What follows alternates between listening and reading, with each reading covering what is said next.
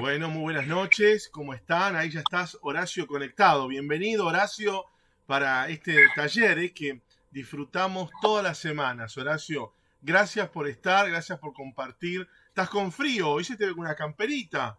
¿Hace frío? Sí, sí, sí, hoy sí, sí. Los Bueno, viejos, bueno. viste, tenemos frío, viste.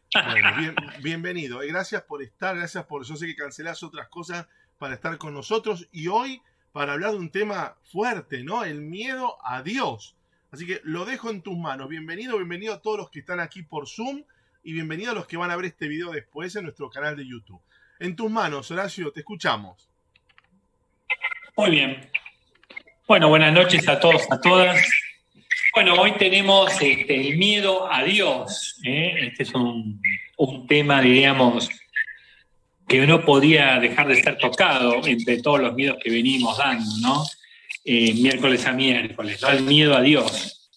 El miedo a Dios muchas veces se origina, digamos, por la educación que hemos recibido, no la educación religiosa, o la educación propiamente eclesial, entre otros motivos. Vamos a ver varios motivos de este miedo a Dios, pero este es uno de ellos, y es lo que termina generando lo que se conoce como neurosis religiosa, una neurosis religiosa, así se llama técnicamente, psicológicamente hablando, y es un miedo a Dios que tiene determinadas particularidades, ¿no? Es un miedo a un Dios que todo lo ve, es un miedo a un Dios que observa todo, absolutamente todo, que está pendiente exhaustivamente de mis pensamientos, de mis sentimientos, ¿no?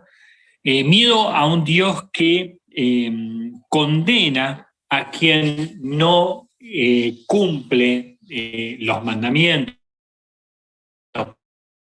por él establecidos, ¿no? Parece ser que es un miedo, que es un Dios carente de alegría, ¿no? Enojado, es un Dios vigilante, es un Dios observador, es un Dios severo, es un Dios castigador. Y parecería ser que es como un Dios que prohíbe la alegría, ¿no? De hecho, en algunos círculos, en algunas comunidades religiosas, el tema de la alegría no está muy bien visto, ¿no? Cuanto más cara de serio tenga la persona, se puede uno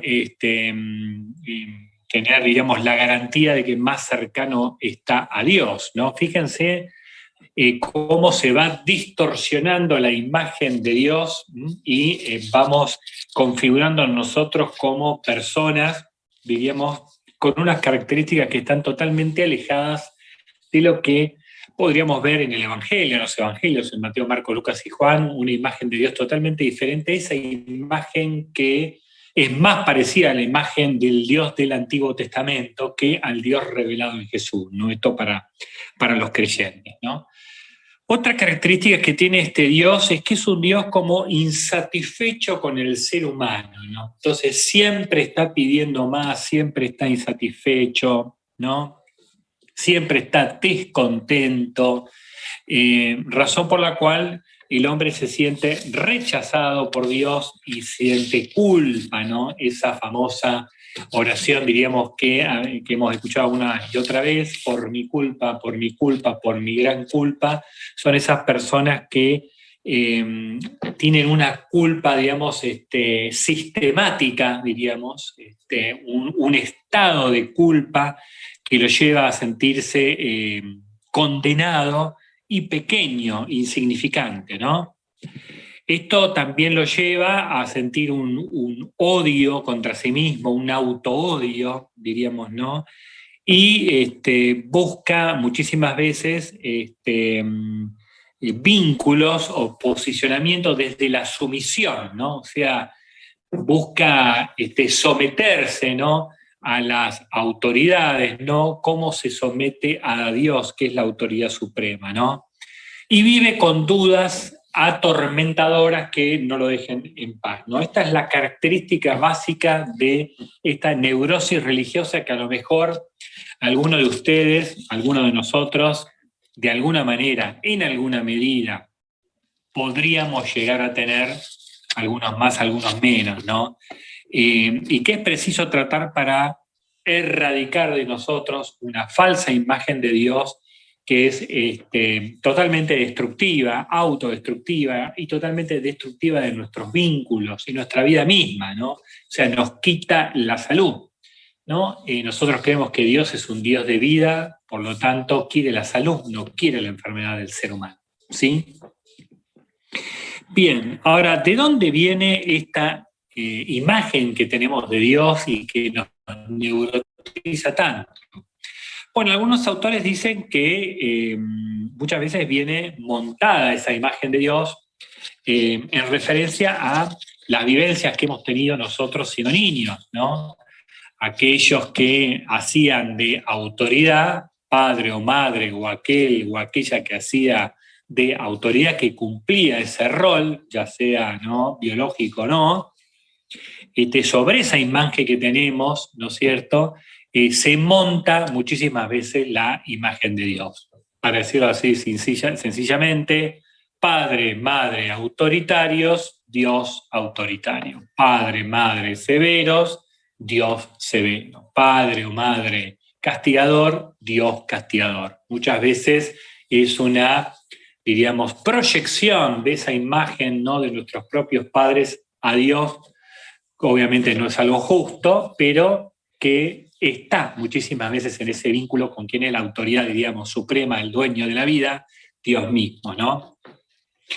También vemos que, hablando de padres, muchas veces los padres, cuando nos sentimos incapaces, ¿no?, en nuestro rol, en nuestra función, amenazamos, ¿no es cierto?, con un Dios castigador, ¿no?, con un Dios que castiga la desobediencia. Y fíjese cómo vamos trasladando, diríamos, esa imagen, ¿no es cierto?, a nuestros hijos, ¿no?, y después esos hijos devienen en jóvenes, devienen en adultos, y con grandes problemas a la hora de relacionarse con Dios o a la hora de relacionarse con alguna autoridad o con cualquier persona, ¿no? Porque básicamente la relación es desde el miedo al castigo, razón por la cual ante el miedo y el castigo se busca compensar una y otra vez, complacer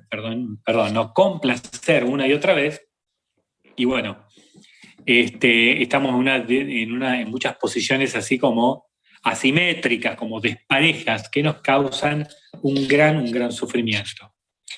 Bien, entonces tenemos una imagen de un Dios juez, de un Dios severo, de un Dios castigador, un Dios que todo lo ve, que todo controla, ¿no? Bueno, fíjense, ¿no?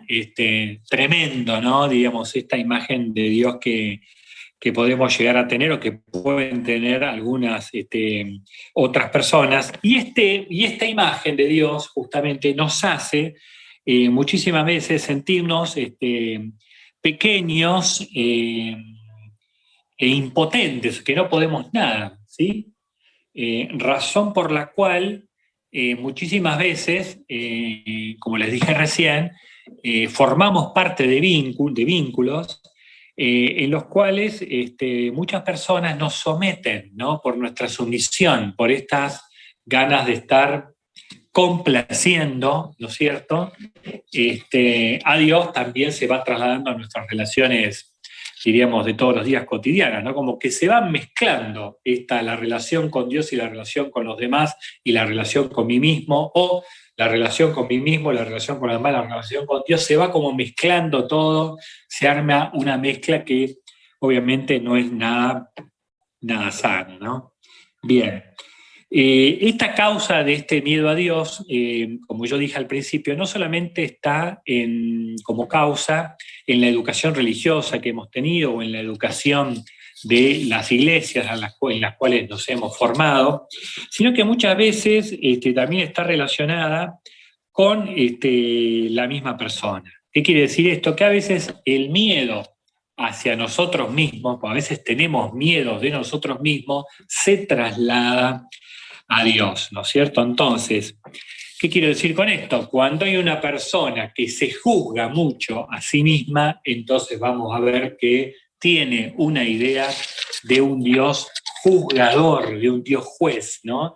si tenemos un juicio sin misericordia para con nosotros mismos, vamos también a pensar en un Dios que es juez y que nos tiene misericordia. Entonces, fíjese cómo vamos proyectando ciertas cosas nuestras, ¿no?, de relación con nosotros mismos hacia Dios, o vamos proyectando la relación que nuestros padres tuvieron con nosotros, o que aquellos que asumieron el sol tuvieron con nosotros, lo vamos proyectando hacia Dios, de manera tal que la imagen de Dios real no la tenemos, es proyección, ¿no? La única imagen real de Dios es la que muestra Jesús, ¿no? Jesús nos muestra un rostro, digamos, totalmente diferente al que nosotros muchas veces nos hemos hecho, ¿sí? Y a veces esa imagen de Dios es tremenda, porque es superior, diríamos, muchas veces nuestra palabra a la palabra de Dios, ¿no? Podríamos decirlo así, ¿sí? O sea, nuestra imagen prima sobre la imagen que Jesús nos da de Dios en los evangelios, ¿no?, en la palabra. Bien, obviamente ese miedo a mí mismo también se relaciona con mi inferioridad, ¿no? Me siento menos, y al sentirme menos también se puede relacionar con la comparación. La comparación justamente es algo que no es sano para nosotros, no es algo saludable. Hay varios ejemplos, diríamos, donde la comparación hace daño, varios ejemplos dentro de la Biblia, ¿no? Caín con Abel, ¿no? Ambos le ofrecen un sacrificio a Dios, pero parece ser que el sacrificio de Abel fue de alguna manera más llamativo que el de Caín. En esa comparación, Caín siente celos, siente envidia, bueno, lo termina asesinando, ¿no? Pero también hay otro pasaje que también es muy interesante, y lo voy a relacionar con el miedo a Dios, que es la parábola de los talentos. Entonces, si ustedes la recuerdan, si no más o menos se las digo, cuenta que un señor reparte talentos, sería como una moneda, diríamos, ¿no? Le reparte talentos a sus servidores, a uno le da 5, a uno le da 2 y a otro le da 1. Con esos 5 talentos que le son dados a uno de esos servidores, invierte, produce, se arriesga y gana otros 5 talentos. El de 2, ¿no?, también arriesga, produce y genera otros 2 talentos, pero el que tiene 1, en esa mirada comparativa con el que tiene 5 y con el que tiene 2, le agarra un miedo muy grande a no poder estar a la altura de las circunstancias, ¿no? Se compara y no se siente a la altura de esos otros 2 servidores. Tiene una imagen de un Dios severo, cruel y exigente, razón por la cual entierra ese talento, ¿no? Cuenta el Evangelio que cuando ese señor vuelve de su viaje, le pide cuentas a estos servidores. Entonces, bueno, el que tenía 5 le devuelve 10, el que tenía 2 le devuelve 4 y el que tenía 1, ¿no?, entabla una conversación con el señor y le dice que, bueno, que él tenía mucho miedo y como él sabía que era muy exigente y era muy severo, lo entierra y, bueno, eso que le dio, eso se lo devolvió, ¿no? Fíjense cómo esta persona, ¿no?, no puede, de alguna manera, desarrollar esa vida que Dios le da, pensándolo, ¿no?, pensándolo de nosotros, ¿no?, cómo muchas veces frente a ese Dios que nos da la vida, nosotros no podemos desarrollar esos dones que Él nos ha dado, por miedo.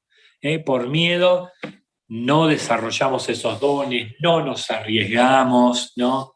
Estamos en una actitud así muy conservadora y vamos viviendo, perdiendo vida, ¿sí? Nuestra vida se parece más a un cementerio, diríamos, que a un jardín de flores, ¿no?, donde hay frutos, ¿no? Porque justamente no se produce absolutamente nada, ¿no? No se arriesga uno, no se juega, ¿no? Acá en esta parábola lo que está en juego es la confianza de estos 2 servidores y la desconfianza de este servidor, ¿no?, que se siente corto, se siente inferior, se siente sin oportunidades y siente mucho miedo, ¿no? Dios regala vida, Dios regala dones para ser desarrollada, como le decía recién, ¿no?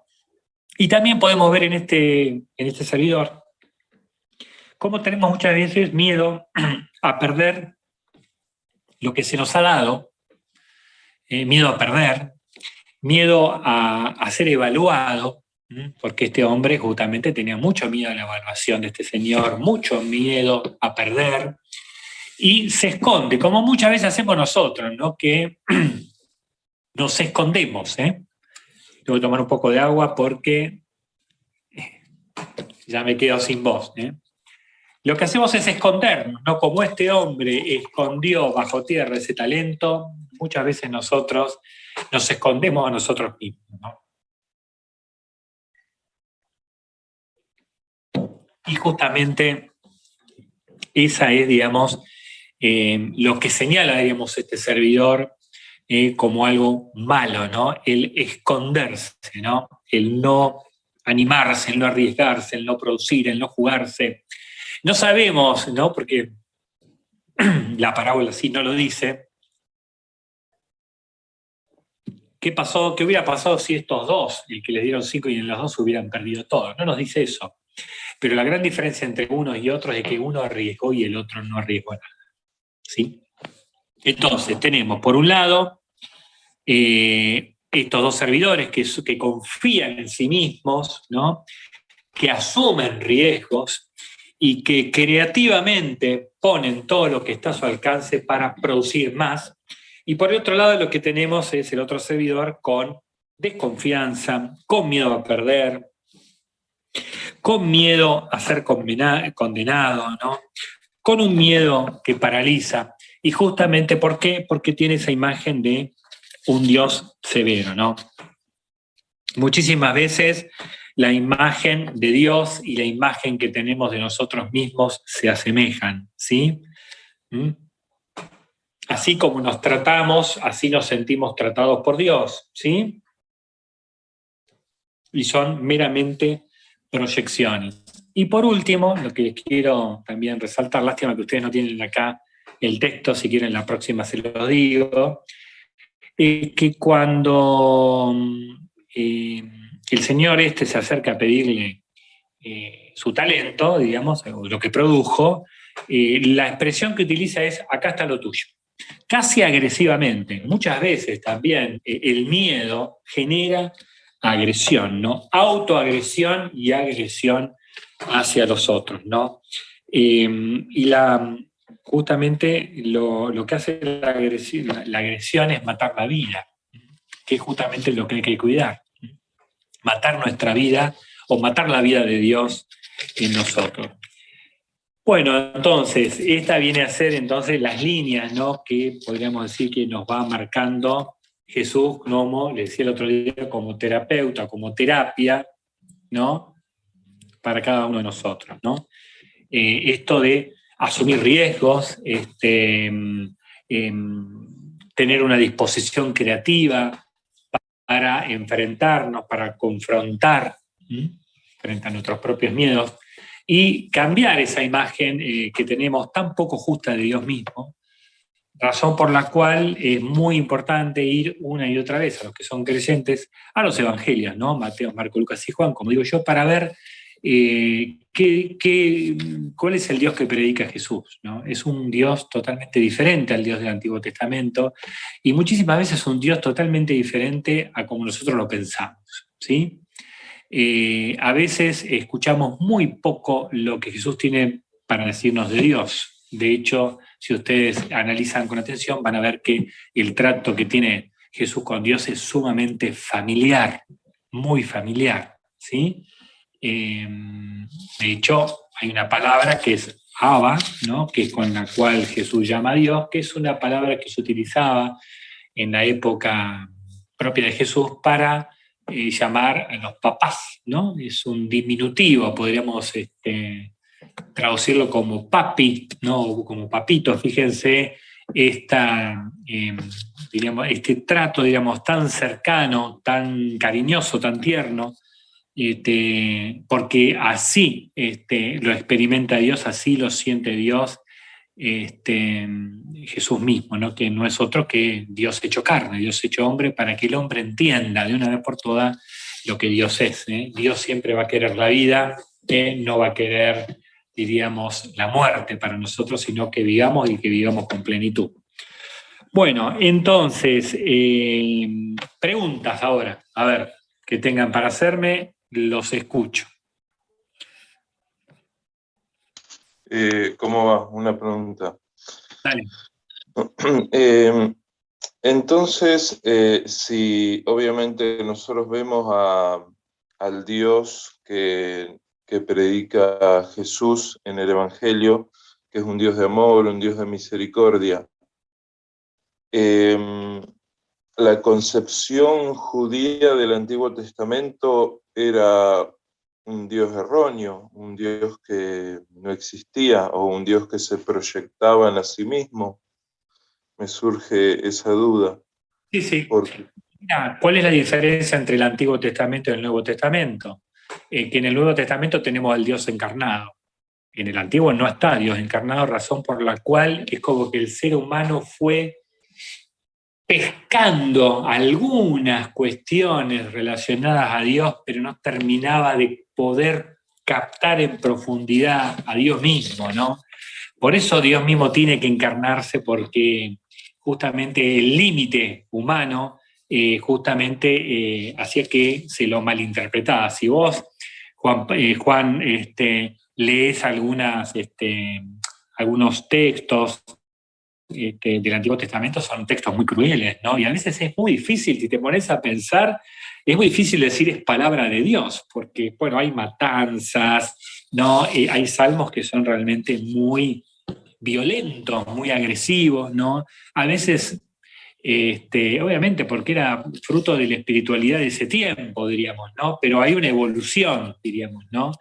Hay una evolución, entonces por eso nosotros necesitamos los dos para ver cómo fue evolucionando esa imagen de Dios desde épocas, digamos, más primitivas hasta la plenitud del Dios revelado en el Nuevo Testamento. Sin embargo, permitime en esto que te diga, Juan, muchas veces nuestras iglesias y comunidades se quedan en el antiguo, paradójicamente, y no en el nuevo, ¿no? Con actitudes así muy crueles, muy agresivas, muy sectarias, muy condenatorias, digo, muy paradojal, ¿no? Muy paradojal. Por eso, viste, yo siempre resalto una y otra vez que el Papa dice que hay que volver a la fuente, y bueno, la fuente es Jesús. Volvamos a Jesús, leamos los evangelios de adelante para atrás, de atrás para adelante, para poder entender, digamos, en plenitud, diríamos, el mensaje, ¿no? No sé si con esto te respondo, pero por sentido común, si vos vas leyendo en algunos textos del Antiguo Testamento, vas a ver que es un Dios que choca mucho, que es un Dios muy diferente, ¿no? El Dios que nos muestra. De hecho, vos fíjate que los fariseos son los representantes justamente de la ley, digamos, ¿no? Y son los enemigos de Jesús, ¿no? De hecho, son los que buscan, ¿no? Ponerlo a prueba para encontrar alguna falla para condenarlo, ¿no? Gracias. No, no hay de qué. Cada vez estoy más espiritual y menos psicológico, che, esto me preocupa. O no, no sé. Bueno, ¿alguna pregunta? Ahí está Laura, Claudia, que la tenemos acá en la cocina, está mostrando acá toda su... Estoy haciendo cena porque acá estoy en México, entonces el horario es muy diferente. No me digas. Sí, acá estamos haciendo queso con chorizo y ya sabes. Bienvenidos a la cocina. Ahora sí que hasta la cocina.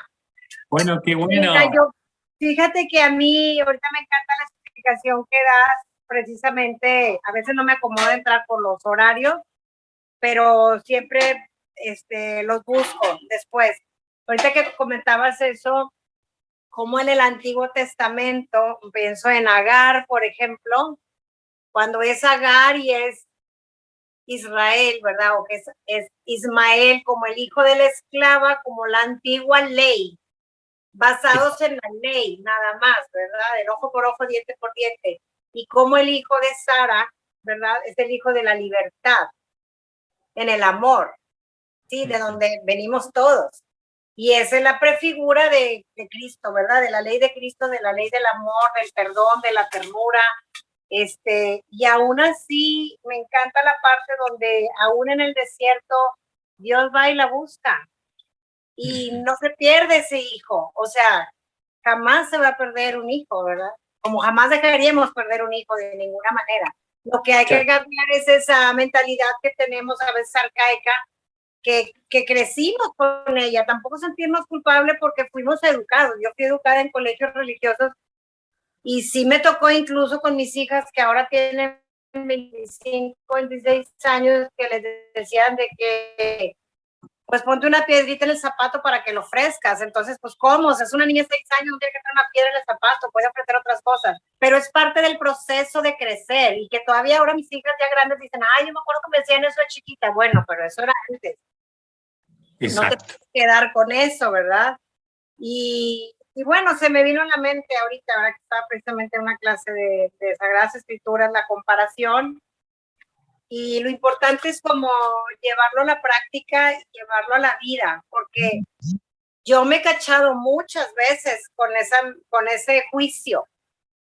Y el problema es que es conmigo misma y luego, así como es con uno mismo, lo sacamos afuera, con Exacto. los demás. Entonces es bien doloroso porque ese no es el amor de Cristo. Y van a decir, oye, pues si esta es la que va a misa, imagínate los demás, ¿verdad? Entonces ir como modificando, dándonos cuenta, o en mi caso, a darme cuenta de todos esos momentos, esas actitudes en donde digo, sí puedo, pero puedo porque tú estás conmigo, Señor. Porque quiero dejar todo esto atrás en la oración, pedir, ayúdame a dejar detrás todos esos juicios de valor, ¿verdad? Que lejos de ayudarme me hacen daño. Porque quiero ser una hija del amor, no una hija de la ley. Tal cual. ¿Verdad? Bueno, y bienvenidos. Desde México, acá desde Monterrey. Bueno, muchas gracias ahí. Lindo escucharte con tu manera particular de hablar, bueno, tan querido por nosotros los argentinos del pueblo de México, ¿no? Así que bueno, muchas gracias por estar. Bienvenidos y bueno, pues ya nos tocará conocer. Quiero saludar allá a Monterrey, viví 5 años en la zona de Guadalupe, pertenecí a la parroquia San Juan María Bautista Vianney, en Guadalupe, donde dirigía el coro de niños. Mira. Y después a la parroquia Santo Tomás Moro, con el presbítero José Eduardo Mayorga, que ahora está en la de Guadalupe como párroco.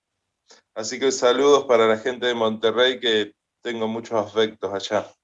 Pues bienvenidos, ya saben, encantados. Nosotros estuvimos viviendo en Argentina, en Puerto Madryn, y la verdad nos venimos enamorados. Bueno, desde acá con todo cariño, nos tocará Dios mediante más adelante enviar una guadalupana que siempre que viajamos la llevamos. Es una reliquia que va a la imagen de la Virgen tocada con la Virgen de Guadalupe del santuario, y para nosotros es un regalo viajar con ella y llevarlo a las parroquias y a las familias que lo quieran recibir. Acabamos de enviar a Puerto Madryn, de hecho, con mis amigas que estuvimos viviendo allá, recibieron todos sus hogares la imagen. Dios quiera que nos veamos pronto. Ahí les pedimos oración, que estamos en búsqueda de trabajo, de proyectos de trabajo, que acá está pesado también.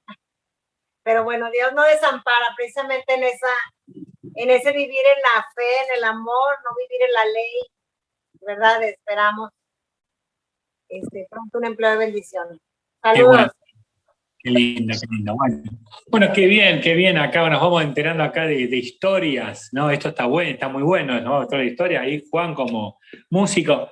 Lástima, hoy le mandaba a Nico porque en esos días de inspiración hice justamente un tema musical. No lo pude cantar hoy, pero capaz que la próxima vez sí. Hice una chacarera, se llama Chacarera del Testigo, es un ritmo ahí propio de Santiago del Estero. Obviamente es una chacarera de tinta religiosa, pero bueno, la próxima voy a tratar de cantárselas así. Bueno, también Claudia me da su opinión como extranjera, ¿no? Digo, a ver, son ritmos muy, muy propios nuestros, ¿no? Bueno, ¿alguna pregunta? Disculpame, Horacio, y ahí Claudia. Nosotros podríamos esperarte un ratito si querés ir a buscar la guitarra, no tendríamos problema, ¿eh? Está muy linda la chacarera que has pasado hoy. Sí, sí, sí. La próxima te prometo que vamos. Bueno, entonces, para que no falten el próximo miércoles, ¿arrancamos el miércoles con la chacarera? ¿Prometido? Sí, la vamos a hacer. Fue una chacarera rápida, vos sabés que la inspiración fue así fulminante, la escribí, la grabé rápido y se grabó así muy, muy rápidamente, pero vamos a grabarla, vamos a grabarla, ya tengo ahí gente que quiere, que tiene ganas y bueno, estamos tratando, por lo menos yo estoy tratando de colaborar con ritmos así más como activos, ¿no? Ritmos así más pum para arriba, como decimos acá, ¿no? Entonces, bueno, ya salió una chacarera y está a medio terminar una cueca y a medio terminar una samba carpera, así que ahí estamos con ritmos así que energéticos, podríamos decir, ¿no? Que nos apasionan un poco. Bien, bueno, Gloria. Bueno, no sé si hay algo más para compartir. Sí. Aprovechen para no desviarnos del tema, ¿eh? Es un tema importante lo que Horacio está dando hoy, que es el miedo a Dios. ¿Alguno tiene preguntas para hacerle sobre este tema? Es importante que se concentre ahí en preguntarle cosas que les despierte este tema, ¿no? Que estamos hablando. Aprovechen.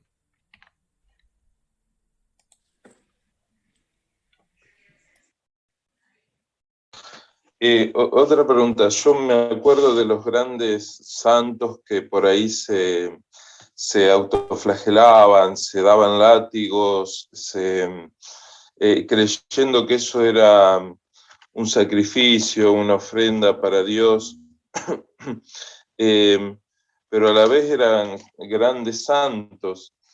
¿Estaban equivocados en esas cosas? ¿Tenían una visión errónea o es parte de la evolución? Porque a mí me cuesta mucho entender, porque siento como que veo que hay distintos dioses o como distinta concepción de Dios a lo largo de la historia. Si bien Nicolás una vez me dijo que es parte de la evolución, es como que siento que vemos a Dios de una manera distinta. Y yo me pregunto, ¿y si nos estaremos equivocando en algo y estamos viendo a Dios de una manera errónea y limitada porque somos limitados? Y si nos llegamos a condenar por tener una mirada errónea de Dios, no sé, me surgen estas dudas. Claro, bueno, vos fíjate cómo, bueno, por un lado, digamos, son espiritualidades propias de la época que tienen sus virtudes y sus defectos, ¿no? Cuando vos recién decías esto, yo me acuerdo de San Francisco Javier, jesuita, él se había atado, diríamos, el cíngulo de su hábito fuertemente y se le estaba produciendo una gangrena, ¿no? Entonces no había manera de que él afloje, diríamos, el cíngulo, ¿no? Ese cinto, ¿no? Y entonces San Ignacio de Loyola es el que le termina diciendo que por obediencia debe quitárselo. Entonces ahí, como él tenía voto de obediencia, le hace caso, ¿no? Pero vos fíjate cómo justamente esa práctica, diríamos, está totalmente desviada de que hay desvíos a veces, ¿no? Hay desvíos, sí, absolutamente. Por eso tenemos que ir uno y otra vez al Evangelio. Lo que pasa es que es muy importante no hacer lecturas literales, ¿no?, del Evangelio, sino hacer lecturas apoyadas firmemente, ¿no?, en el trabajo de biblistas, de hermeneutas, de exégetas, de sociólogos, para poder captar la esencia del mensaje y no terminar justificando, por ejemplo, las cruzadas, fíjate, ¿no? En nombre de Dios, con la cruz al pecho, masacrando, ¿no? Digo, una cosa, o si querés algo más actual, ¿no? La bendición de armas. Digo, esto es una Por los práctica Vía Crucis también, los Vía Crucis que se hacían muy reales, que una vez el Papa tuvo que decir que, no sé si fue Benedicto o Francisco, que tuvo como que decir que no lo hagan así real, porque hacían el Vía Crucis como muy real, no me acuerdo dónde era, me parece. Filipinas. Sí, en Filipinas. Sí, sí, no, pero bueno, digo, ahí se entran a mezclar cosas que no son propiamente, o sea, a ver, Juan, con mucho cuidado en esto, con mucho cuidado lo digo, ¿no? A veces el hombre inventa un Dios, o la religión inventa un Dios totalmente alejado de Jesús. Absolutamente alejado de Jesús. Por eso yo te decía, vos fíjate, Juan, que en muchas de las comunidades, en muchas de nuestras iglesias, la praxis, la práctica, es más desde el Antiguo Testamento que desde el Nuevo Testamento.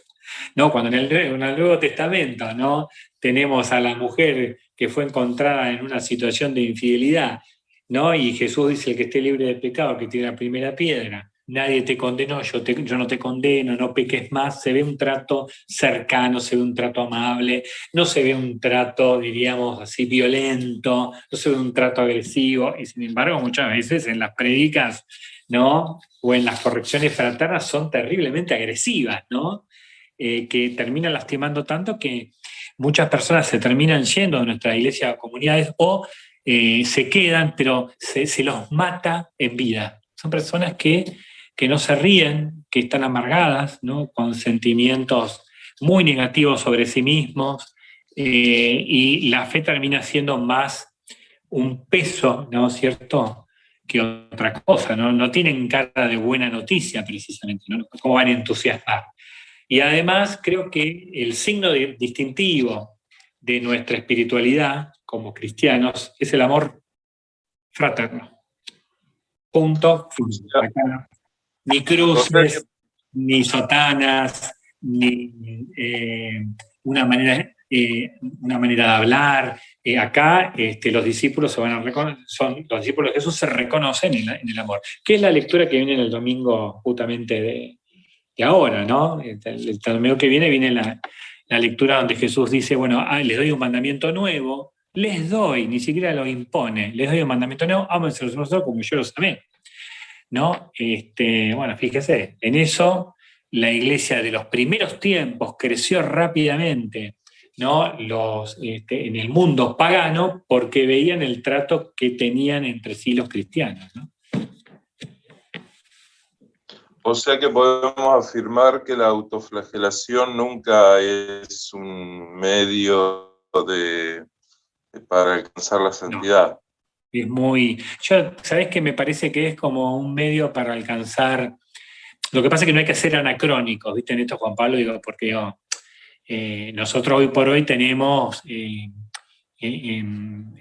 evolucionado mucho, se ha repensado, porque la fe se va repensando, la teología se va repensando. Entonces, claro, no podemos, los criterios que hoy tenemos no los tenía Santa Teresa de Jesús, no los tenía San Francisco Javier, no tenían los recursos que tenían, ¿no? También, por ejemplo, hoy por hoy quizás no haríamos una catedral, diríamos, tan pomposa como en esos tiempos. Hoy por hoy haríamos parroquias como más sencillas, más simples, ¿no? Como que, bueno, vos fijate, ¿no?, como a veces hasta la arquitectura propia de nuestras parroquias, de nuestras iglesias, responden a una espiritualidad propiamente dicha, ¿no? Claro, antes se creía que el oro era lo mejor, ¿no? Que por eso se hacían de oro, porque era como que si la iglesia no era de oro, el templo, es como que lo mejor para Dios tenía que ser de oro, ¿no? Y ahora como que ya eso se fue. Sí. Bueno, pero vos fíjate que es muy paradójico eso, cuando tenemos a un Jesús que en el Evangelio dice: el Hijo del Hombre no tiene dónde reclinar la cabeza. ¿No? Imagino, ¿qué nos inventamos, no? Y además, yo a veces digo, ¿no? Pero digo a mí, ¿no? Digo, claro, es tan fácil construir una iglesia, pero construir una comunidad no es fácil, ¿eh? Yo muchas veces lo digo, a veces, pero lo digo bien, ¿no? Con respeto, pero a veces le digo a algunos amigos, ¿no? que han colaborado en construir un templo, le digo, hermoso, grandísimo, donde van 3 personas, le digo, pero claro, ustedes construyeron el templo, está muy bien. Pide la comunidad, digo, no. Lo primero es la comunidad, ¿no? ¿No? Pero bueno, esto da para la cuestión del debate, pero digo, podemos tener una imagen de Dios absolutamente equivocada, absolutamente injusta, donde proyectamos cosas que Dios no tiene.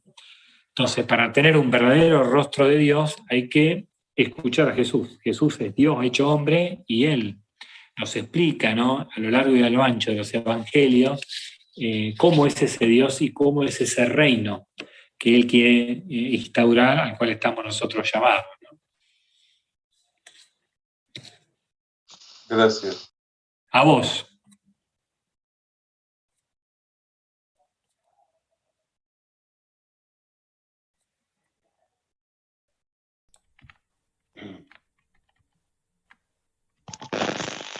Hola, Horacio. Hola. Sí, para que no sé qué lo que está ahí. Con esto del miedo de Dios y del miedo de los padres, se da mucho porque es algo lejano, como que a Dios lo veo allá lejos, no lo conozco, y también pasaba mucho con los padres. Hoy en día hay más diálogo con los padres, pero antes pasaba eso. Sí. O sea, el miedo Sí. a Dios era porque era un Dios que no se lo conocía. Un segundito, espera, porque vino mi hija y quiere comer. Eso está, y ahí tenés ese paquetito, ¿ves? Eso tenés que calentar. Sí. Ahí está. Es la mística y la mástica acá. Sí, no, es fundamental. Sí, sí. Claro, o sea, nuestros primeros, entre comillas, ¿no? Entre comillas, dioses son papá y mamá. ¿No? Entre comillas, digo yo, ¿no? Sí, sí. Son donde nos miramos, ¿no? O aquellos que cumplen, diríamos, ese rol, ¿no? Entonces muchas veces se ve distorsionada la imagen de ese Dios que tenemos justamente por proyectar esas vivencias que a lo mejor no fueron de las más sanas, y con esto no estoy haciendo una cuestión moral, ¿no? De nuestros padres, sino que, bueno, han sido como han podido. No necesariamente hay ninguna intención de hacernos daño, ¿no? Pero bueno, han repetido esa manera de ser autoritaria que recibieron, la reprodujeron también con nosotros, ¿no? Pero Dios es un Dios que tiene autoridad, no es un Dios autoritario. Claro, que es diferente. Más que nada es, no conozco a Dios y le tengo miedo. En el Antiguo Testamento sería algo así, no sé si lo interpreté bien. Sí. Al no conocer tanto a Dios, se educaba de Dios con miedo. O sea, aprendía de Dios teniéndole miedo, esto de el pecado, el castigo. Sí. Pero es más que nada el no conocer y el miedo a conocer, ¿no? Claro. Con Jesús se revela, o sea, Jesús revela el rostro de Dios, ¿no? Y ahí ya la cosa cambia, ¿no? Vemos el proceder de Jesús, ¿no? Y vemos que no es el proceder del Antiguo Testamento, ¿no? No lo es. Por eso desconcertaba tanto. Por eso Juan el Bautista queda desconcertado, ¿no? Y le manda a decir, estando en la cárcel, ¿eras vos el que teníamos que esperar o tenemos que esperar a otro, ¿no? Por eso los discípulos también se quedan también muy desconcertados, ¿no? Muchísimas veces, ¿no? Acá me pasó que fui a misa un día, y ahora que se puede ir a misa todos los domingos, cuando dicen esto, la señora que decía, la que dirigía, dice, es una falta grave no venir a misa. Un poco lo que decía el otro muchacho, ¿no? Eso de que o lo que decías vos, mejor dicho, no se construye así una comunidad, era como que estabas obligando y no invitando. Claro, Eh, claro. Eso yo creo que viene mucho de la enseñanza del si no venís te castiga. Sí, sí, total. Sí, sí, sí. La misa es un gran banquete, ¿no? Al cual Dios invita. Podés participar y a veces uno no participa, pero más que como, porque no es una falta a Él, en tanto y en cuanto Él no necesita de nosotros. Nosotros necesitamos de Él, pero Dios no necesita de nosotros. Dios es todopoderoso, Dios es omnipotente, ¿no?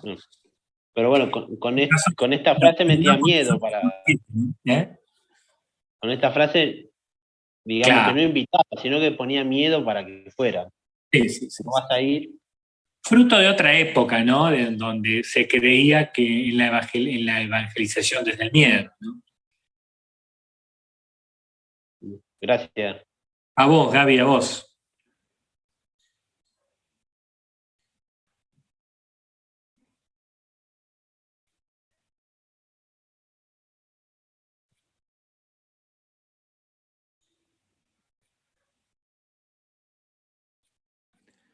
Bueno, muy bien, no sé si hay más preguntas.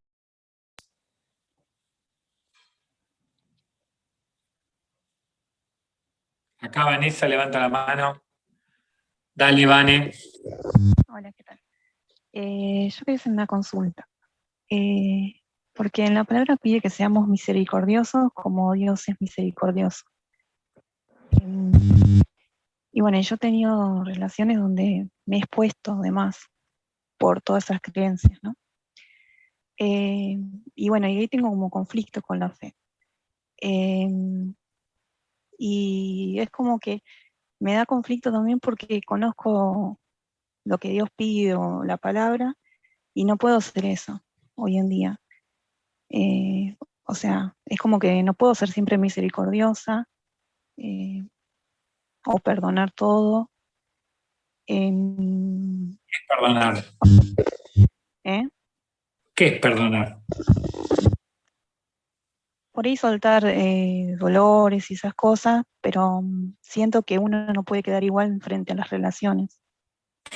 Vamos a suponer que vos y yo somos amigos, y vos me haces.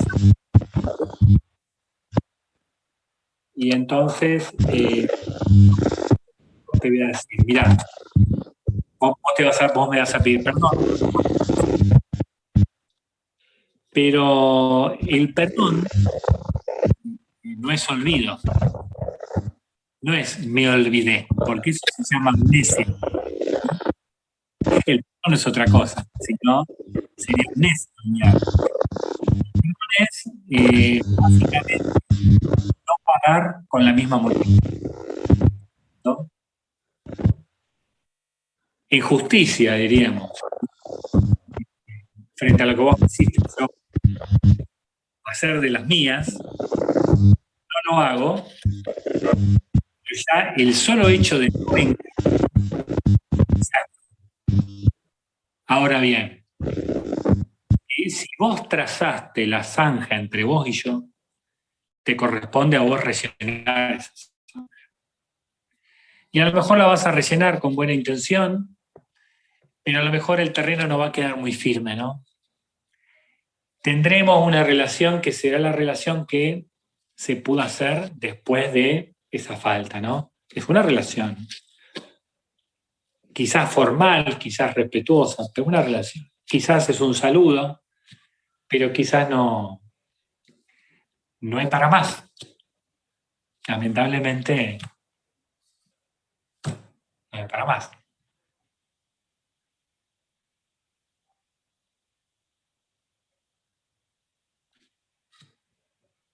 Ahí no te escucho. Me parece que te anda mal el micrófono, Vane. Está silenciado. No, es como que me agarra que necesito la justicia en el poder decir y en el poder exponer al otro. Por ejemplo, cuando veo un engaño, necesito poder decirle Ajá. que estoy viendo esto, que lo veo. Sí, sí.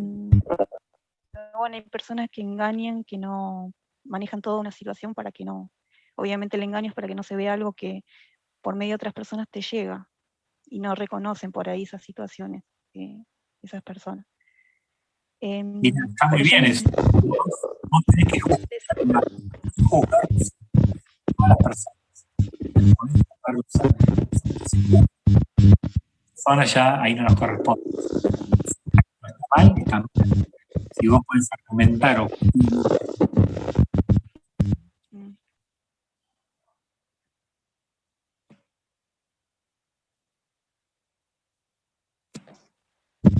Ahí está. Se me va como el audio, no sé. Bueno, yo digo como que Dios nos pide ser misericordiosos y ahí me da confusión, porque yo me estoy manejando hoy más como el orden de mí misma, ¿no? Frente a las vivencias que tuve que vivir y que tuve que aprender sobre eso. Y antes era más enfocada a lo que Dios me pedía hacer. Entonces, ¿cómo puedo volver a Dios desde yo como creí, el enfoque que tuve y que hoy siento que no tiene que ser así? Pero cuando voy a la palabra me dice otra cosa. Entonces, ¿cómo yo puedo no entrar en conflicto con eso y creer que realmente estoy en Dios? Siendo como soy hoy o como Dios me quiere ordenar, pero siento que no fue sano vivir así. claro. ¿Cómo Sí, encuentro un equilibrio interno? ¿Cómo Dios guía interiormente a uno para ese equilibrio y no por ahí llevarse al extremo de que no, si no hago esto como dice la palabra, no estoy en Dios, o porque Dios me pide hacer esto, hacer lo otro, hacer lo otro, porque yo conozco la palabra. sí, sí. Sí, es Pero pide, pero bueno, a veces uno, los esfuerzos que haga, Vane, necesita de eso que nos pide, ¿no? Lo que de alguna manera es nosotros a disposición, ¿no? Pero bueno, hay que ver, ¿no? Porque hay que, digamos, ver, digamos, como caso por caso, diríamos, ¿no? Pero de ninguna manera es, aquí no ha pasado nada. Hay cosas que pasan, que duelen. Yo no me voy a vengar de vos, Vanessa, pero estoy dolido por lo que vos me hiciste. Y bueno, yo te puedo ver, te puedo saludar, te puedo tratar, pero no puedo confiar como antes. Estoy dolido y bueno, tendré que hacer ese proceso, tendrá que Dios ayudarme a ese proceso, pero por otro lado también tendría que ver signos de tu parte como para que yo vuelva a confiar, ¿no? Digo, humanamente hablando, así, ¿no? Digamos,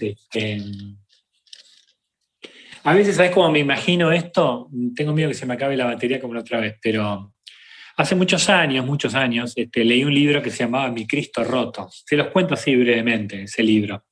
El protagonista es un cura que colecciona Cristos, ¿no? Imágenes de Cristo, ¿no? Entonces, bueno, va a una casa de antigüedades y ve una imagen de Cristo muy bien trabajada, regatea el precio con el dueño de la casa de antigüedades y finalmente se lo lleva, con la intención de restaurar. El Cristo no tiene cruz, el Cristo le falta una mano y le falta una pierna, y no tiene rostro, ¿no? Entonces, en un momento empieza el cura como a dialogar con la imagen y dice, ¿quién te partió la cara? ¿Quién te rompió la pierna? ¿Quién te rompió la mano? ¿Cómo pudo hacer eso? ¿Qué desconsideración? ¿Cómo rompieron la belleza de tu rostro? Bueno, toda una cuestión muy poética, hasta que el Cristo le habla y le dice, y lo llama al silencio, le dice, callate porque vos no sabés de esa persona. Vos no sabés de esa persona por qué hizo eso. Entonces, yo no la juzgo, vos no la juzgues, ¿no? Bueno, ahí sigue el diálogo y en un momento el cura le dice, bueno, pero yo quiero restaurar tu rostro. Entonces, el Cristo le dice que no, que lo deje así. Entonces vuelve a insistir y entonces el cura le dice, el Cristo le dice, bueno, mira, en ese rostro partido poneme el rostro del ladrón, pone el rostro del asesino, pone el rostro, bueno, empieza ¿viste? Unas cosas así muy fuertes, diríamos, ¿no? ¿Qué te quiero decir con esto? Que a veces, muchas veces nos encontramos en la vida con Cristos rotos, ¿viste? ¿No? Familiares, amigos, hermanos, que están rotos, ¿no? Que están rotos y que muchas veces somos víctimas, nosotros y otras personas más, pero bueno, hay toda una historia, ¿no es cierto?, que hay detrás, quizás conocemos, quizás no, que de ninguna manera justifica, pero que uno puede entender y comprender muchas de sus palabras o muchas de sus conductas, ¿no? Pero algunos estamos más rotos que otros, ¿no? Pero todos estamos rotos, ¿no? Con ganas de rehacernos, de rearmarnos, ¿no? Entonces yo te diría que desde la espiritualidad eso, ¿no? Digamos, como, bueno, ver a aquellos que han cometido injusticias para con vos, que están rotos, que no es algo con vos, que no te lo tomes personal, que si no es con vos, Vanessa, hubiera sido con otra persona, porque evidentemente es algo que les ha pasado y, bueno, se toparon con vos, ¿no? Vieron que uno a veces distingue a las personas en buenas y malas. Yo no hago eso. Yo digo, hay personas buenas y hay personas que son ignorantes, inmaduras o enfermas, ¿no? Básicamente, el que podríamos decir que está en el camino del mal, diríamos, ignora lo que hace y se hace, o no ha madurado, ¿no? O está enfermo, ¿no? Y no tiene conciencia moral de lo que está haciendo. Vamos, Melissa, ahí que está levantando la mano. Sí, así es. ¿Tengo que abrir la cámara? Sí, como quieras. Bueno, bueno, ahorita lo que comentaba mi compañera, ¿hasta qué punto? Bueno, pues ahorita estoy tomando otras clases como más de desarrollo humano y cosas así, y también psicología, todo ese estilo de cosas. Y algo que me interesa ahorita es pues precisamente el tema como de los límites que ponemos las personas, o sea, que nos dicen que tenemos que poner. Y hasta qué punto, o sea, porque pues sí, Jesús, Dios, o David, la palabra de Dios es que seamos como que cuidemos a nuestros hermanos y cosas así. Pero ¿a qué punto es importante ponerlo de los límites? O sea, porque hasta que pase algo que no te guste a ti, que no nos guste a nosotros. O sea, porque hasta que pase algo es cuando pones el límite. O, por ejemplo, bueno, en mi caso, empecé a poner límites desde hace unos pocos años, sin que me diera cuenta, hasta que ya me metí a psicología y cosas así, y pues me di cuenta que, pues, aunque no lo quería hacer, yo lo hice porque me di cuenta de que estaban, no aprovechando, pero pues sí, yo creo que todas las personas tenemos algún interés a veces, y cuando tenemos la confianza de otras personas, pues con el mismo, ¿cómo se puede decir? Con la misma dicha, o sí, pues pides el favor, y no está, o sea, yo creo que no está mal, porque para eso están como los amigos, o por ejemplo los mejores amigos, o las personas a las que supuestamente tienes la confianza de decirles, oye, necesito esta ayuda, puedes ayudarme, o cosas así.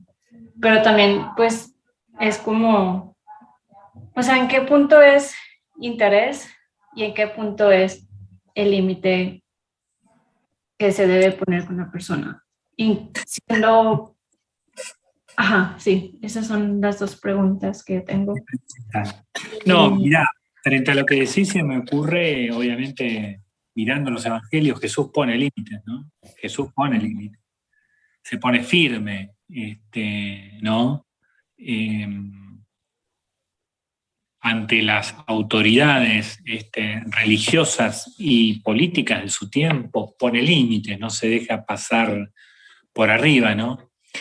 Y creo que habría que ver el contexto, diríamos, de la frase, ¿no? De sean compasivos, el contexto, porque a veces como que tomamos, diríamos, la cita, pero la cita está dada en un contexto, ¿no?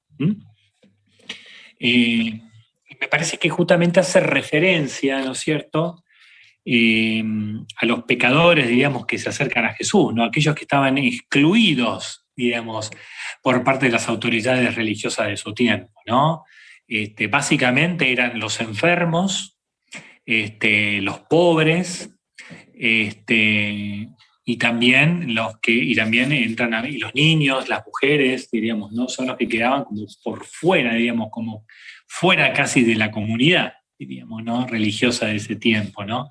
Habría que ver si el texto hace referencia en particular a estas figuras. Habría que verlo también, ¿no?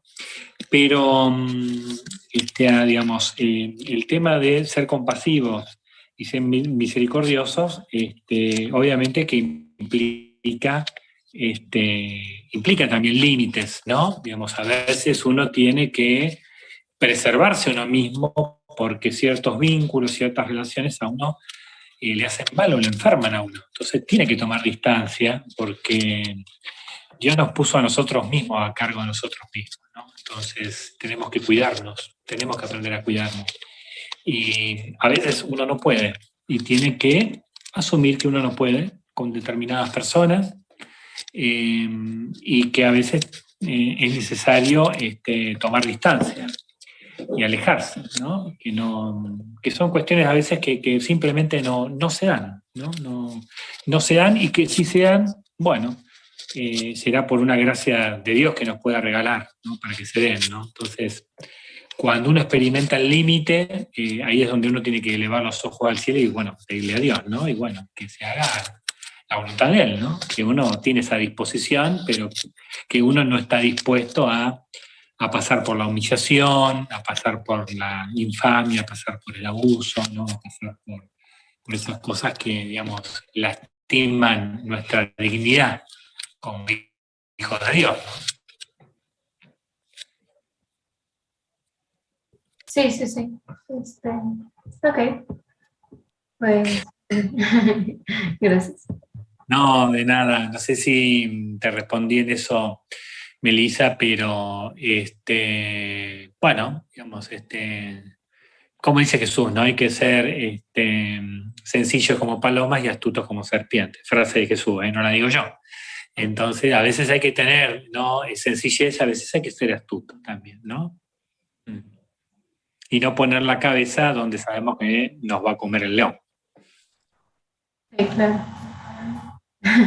Bueno, gracias. Bueno, no sé, Nico, si estás por ahí, ya nos excedimos de tiempo. Sí, estamos aquí. Gracias por tu tiempo, Horacio. El próximo miércoles aquí en Argentina está el censo, pero nos encontramos igual para la chacarera y la charla del próximo miércoles. Y bueno, dale, ¿por qué no? Dale. Buenísimo. Nos encontramos. Buenísimo. Muchísimas gracias a todos los que han participado de este Zoom. Los esperamos en todos los talleres, ¿sí? Si alguno está conectado, como nos pasó, y que no recibe nuestros WhatsApp, recuerde siempre mandarnos un WhatsApp para que los podamos registrar. A todos los que vean este video, lo mismo. Así les enviamos las invitaciones a los próximos talleres que hagamos. Gracias, Horacio. Gracias a todos. Hoy no tenemos más talleres después. Habitualmente los miércoles sí tenemos a las 9 y a las 10, pero hoy, por cuestiones de trabajo, no vamos a tener más talleres. Así que nos vemos mañana en el Rosario de las 8 y en los talleres de las 9 y de las 10 de la noche. Hora de Argentina siempre. Gracias, Horacio. Gracias a todos. Un gran cariño. Un abrazo a todos. Nos vemos. Chao.